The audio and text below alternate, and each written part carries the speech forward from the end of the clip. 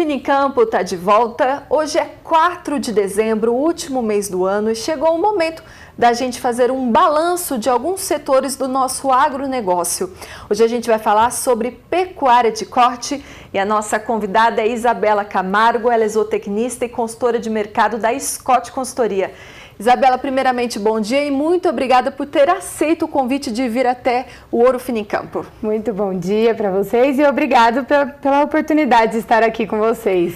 Isabela, vamos começar então. Infelizmente, isso não é segredo para ninguém, a gente passou por um ano totalmente instável no setor. Tem muita gente, para começar, vamos falar de confinamento, né? Tem muita gente que preferiu engordar o boi a pasto por conta do preço dos insumos, né? Mas e como que foi o mercado de boi confinado? Bom, a gente tem um último fechamento, ainda não saiu o número oficial, mas foram em torno de 3,7 milhões de bovinos confinados e foi uma queda em relação ao ano anterior. Justamente pelo que você disse, o custo com os insumos, principalmente o milho, teve região que chegou a custar R$60, Nossa, que é bem alto, um preço bem alto, e o principal fator é o mercado de reposição. Hoje, no custo do confinamento, a reposição que tem a maior participação.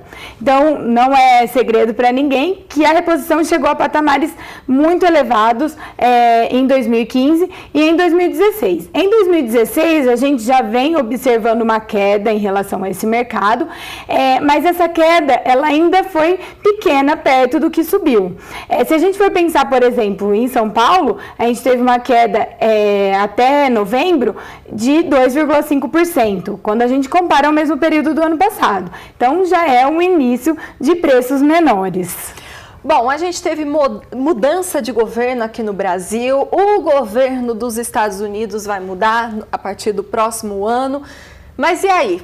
A gente pode passar alguma mensagem de otimismo para o pecuarista? Ou como que vai ser? Vai aumentar o número de animais confinados? A expectativa é de que aumente, sim. A gente já tem um cenário melhor em relação aos insumos. O milho, por exemplo, que foi o que eu falei que chegou a R$60, já está voltando o preço. O ano que vem ele deve ficar em torno de R$30, R$40. E a mesma coisa para o mercado de reposição. A gente já vê uma melhor e espera uma maior oferta, que esse deve ser um fator de queda nos preços, né, que ajuda nas quedas. Só que o ano que vem também vai ser um ano cauteloso, né?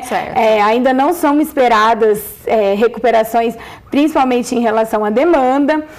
Então, a gente dá essa dica para o pecuarista, para ele tomar cuidado. Uma dica também que a gente fala bastante na Scott Consultoria é em relação ao mercado futuro.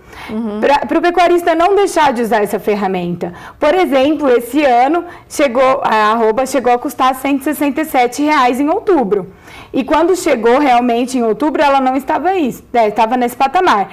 Então, assim, para quem travou, foi realmente um preço muito bom. Agora, para o ano que vem, usar dessa ferramenta para garantir rentabilidade. Ok. E no fim, o que compensou esse ano? O boi gordo ou o boi magro? A gente teve ainda preços bons para os dois setores. O boi gordo ele ainda subiu esse ano, claro que abaixo da inflação, mas ainda foi um ano de bons resultados. Para o recriador, para o criador, também foi um ano, a gente vem de bons resultados e ainda assim os preços estão em patamares bons, né? Então, ainda foi um ano muito bom, 2016, apesar de não ter sido o que o pecuarista esperava, principalmente no segundo semestre. No segundo semestre, normalmente é quando o preço da arroba sobe, principalmente em novembro. A gente tem os maiores patamares, né? E esse ano não aconteceu isso. A gente tem uma demanda enfraquecida, um lento escoamento da carne bovina, e esse foi o principal fator que segurou os preços. A gente está em um ano de oferta reduzida, de boiadas terminadas, e não foi suficiente para a alta dos preços. Bom, teve uma queda em novembro, né? Como você disse, que é um mês onde tem um aumento, né, no preço da arroba. E agora para dezembro, como que fica? Bom, muita gente pergunta isso pra gente, o que esperar agora para o último mês do ano. A gente deve ter algum incremento em relação à demanda, já é observado isso. Os preços da carne com osso, por exemplo, já conseguiram se manter estáveis até agora. E o preço deve andar de lado, que a gente fala, continuar estáveis, né? Continuar estáveis os preços. Isso porque a gente tem a oferta de animais terminados reduzida e esse incremento na oferta, na demanda, é um fator que pode ajudar. Mas é melhor, então, continuar estável do que reduzir, né, Isabela? Claro, a gente não vê espaço para redução, o mercado está firme, as escalas dos frigoríficos elas não andam muito. É claro que são os frigoríficos menores, que dependem do mercado spot, né? Os frigoríficos maiores, que têm termo, eles têm uma escala um pouco maiores. Mas isso é o que mantém o mercado firme hoje. Bom, Isabela, para encerrar o nosso bate-papo, o pecuarista ele tem que ser cauteloso mediante todo esse cenário, mas ainda em meio a essa instabilidade do nosso país, a pecuária continua sobrevivendo e se fortalecendo em todo o país, né? Isso mesmo, Juliana. É só o pecuarista se programar, fazer conta, saber qual que é o gasto, saber qual que é o seu custo hoje, que ele vai conseguir ainda ter lucro em relação a isso, mas tendo programação e tendo cautela para o próximo ano. Isabela, muito obrigada pela sua participação aqui no Urufino em Campo. Eu que agradeço. Até a próxima.